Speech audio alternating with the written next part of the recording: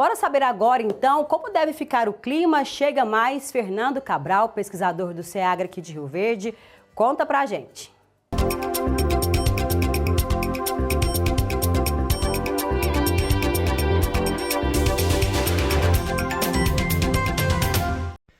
As condições meteorológicas dos últimos dias aqui no sudoeste do estado de Goiás vieram a favorecer, a grande incidência e ocorrência de pragas na cultura do milho e na cultura do sorgo, Então, esses momentos de chuvas pontuais e dias quentes, fizeram aí, então, a gente tá observando essa alta incidência. Então, o produtor deve intensificar o seu manejo, ficar atento aí, porque isso pode vir a causar bastante prejuízo aí nas lavouras, Isso, então, advém das condições meteorológicas do final do mês de março, principalmente. Para o mês de abril, a partir dessa primeira semana, será um mês-chave e uma semana-chave para a nossa safra. Por quê?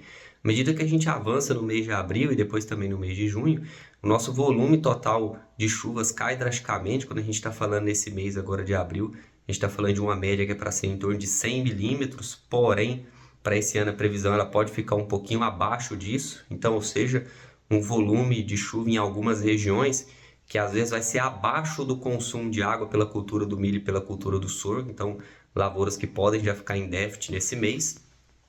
E quando a gente passa depois para junho, isso pior ainda, Cai mais drasticamente ainda esse volume.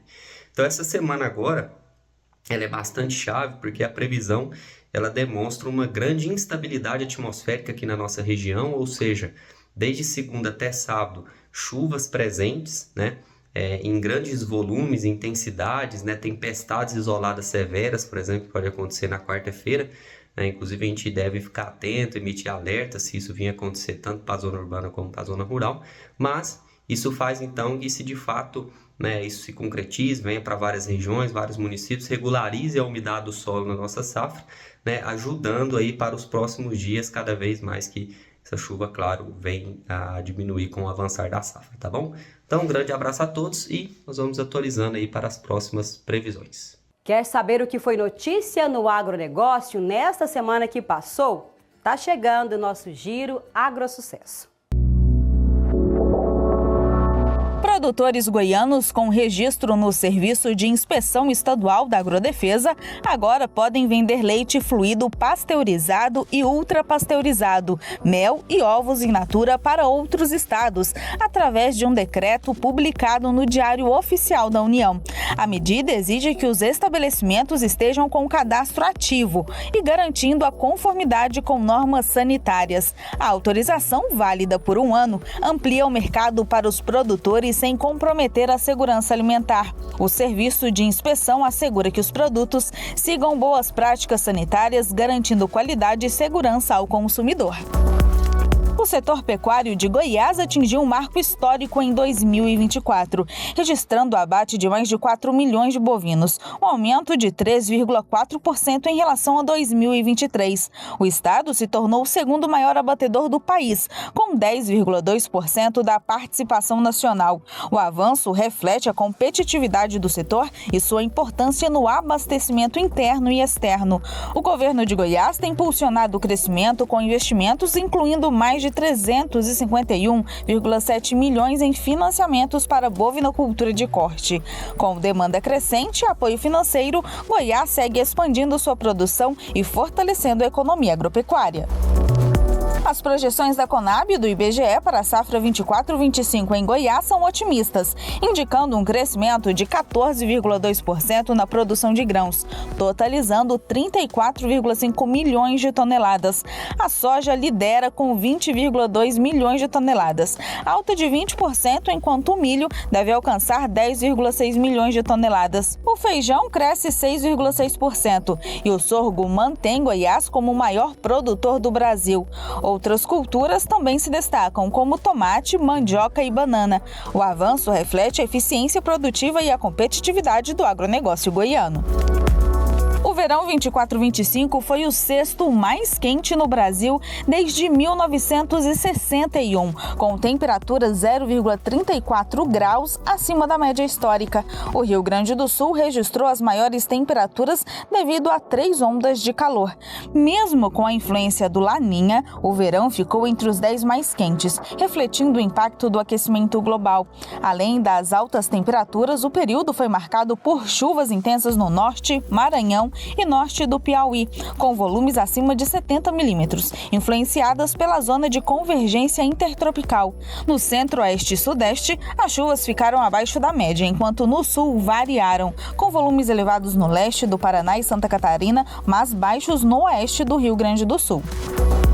O preço do milho segue em alta desde agosto de 2024, ultrapassando R$ 80 por saca em fevereiro, impulsionado pela menor oferta e maior demanda interna. Goiás se destacou como o segundo maior exportador do país, com crescimento de 127,9% nas exportações em janeiro, graças ao aumento das compras pelo Vietnã e pelo Irã, além da entrada de novos mercados como Bangladesh, Egito e Iraque. No cenário global, o USDA reduziu a projeção de produção e exportação do milho na Argentina e no Brasil, devido a condições climáticas adversas impactando os estoques mundiais.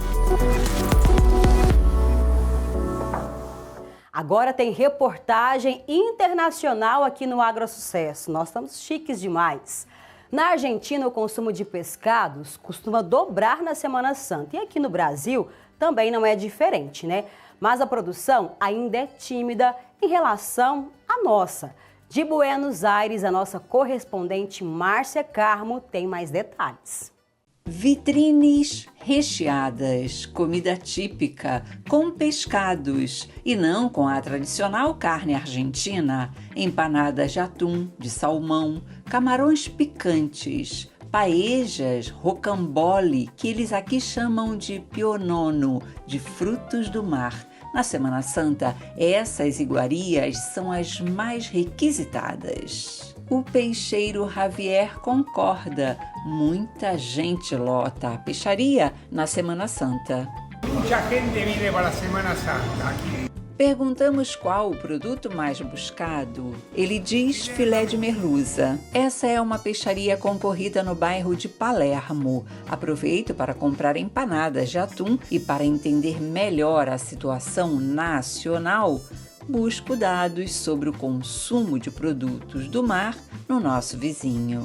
Aqui na Argentina, o consumo per capita de pescados é muito inferior ao registrado no Brasil.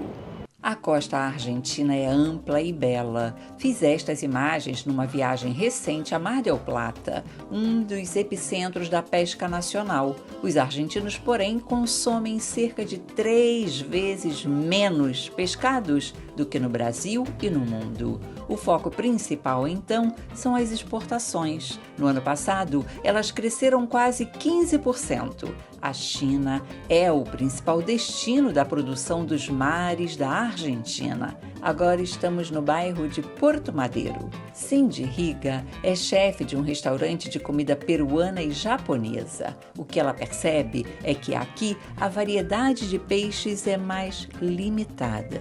Perguntamos se o sushi que ela faz é com peixe nacional ou importado. Tem os dois. Ela nos surpreende quando a pergunta foi sobre de onde vem, principalmente, a clientela do restaurante. Acho que tem mais brasileiros, tem pouquinho de japonês e daí público argentino. Cindy faz questão de nos preparar um sushi. Sentamos juntas. É hora de saborear. Sério, espetacular.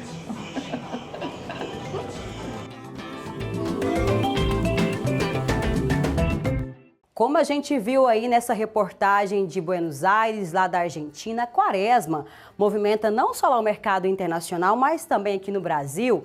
As vendas podem crescer até 80%, isso dependendo de cada região aí do Brasil.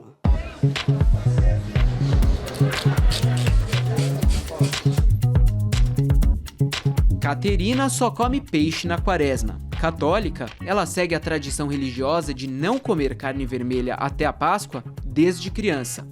Acordou cedo para ir à feira e garantir a melhor opção.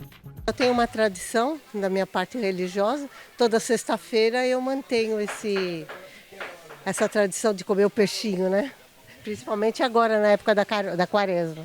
Nesta barraca de peixes, o movimento cresceu nos últimos dias. Motivo de muita comemoração para este vendedor. Das quartas de cinza para cá aumentou um pouquinho as vendas. Um pouquinho quanto? Você consegue assim estimar ou não? Vamos colocar em uns 30% a mais. Das vendas aumentou. Os peixes mais procurados aqui nesta barraca são o St. Peter, pescada branca, salmão e sardinha. Na hora de comprar, o consumidor precisa ficar atento a alguns detalhes para garantir um peixe fresquinho e de muita qualidade. Os olhos bem vivos, guelra bem vermelha, escama bem brilhosa, tá vendo? Peixe lindo. Pescada essa madrugada. Fábio é cliente fiel. Compra peixe toda semana. Nos próximos dias, o consumo na casa dele vai aumentar. Com certeza, nem pode faltar, né? Sempre agora, nessa quaresma, mais peixe ainda. A Associação Brasileira de Supermercados diz que as vendas podem crescer de 30% a 80% e que o preço deve variar em cada região do país. Então, as vendas aumentam aí, uns 80% aumenta. Caterina percebeu que os preços subiram, mas disse que não vai deixar de comprar. O preço é razoável, né? Que eles também fazem o que eles podem, porque eles compram já com um preço elevado. Isso aí tem que passar, afeta realmente o consumidor, né? Daqui até a Páscoa tem bastante peixe para consumir. Sim, daqui até a Páscoa eu estou bancando. Você vem me encontrar muitas vezes aqui na barraca deles.